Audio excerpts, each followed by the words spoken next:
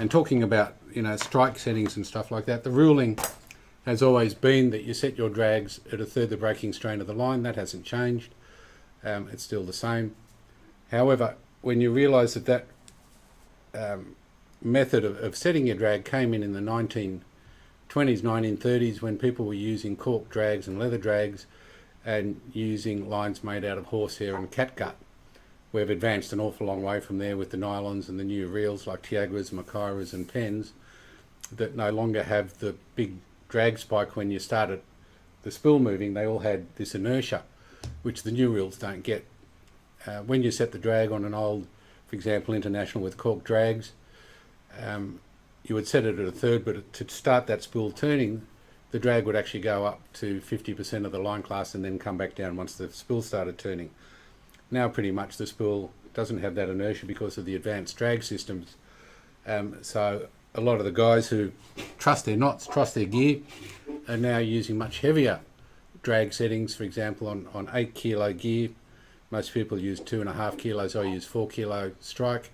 On 15 kilo, I use 8 kilo strike. On 24, I use 12 kilo strike. And on 37 kilo, I use 18 kilo strike. I personally use 50% strike drag of the line class that I'm using, just to make sure that hook's gone right in, past the barb, and if it's in, you don't have to worry about anything. The barb is not going to let that hook come out, and you're going to catch that fish. I've actually got some footage where we're that confident the hooks are going to stay in, that you can see me not drive the boat. It's got plenty of slack line. I'm holding the camera trying to get some photos, which I did, and not the slightest bit concerned whether that hook's going to come out or whether we're going to lose that fish. And once again, that's sticking at 50% drag.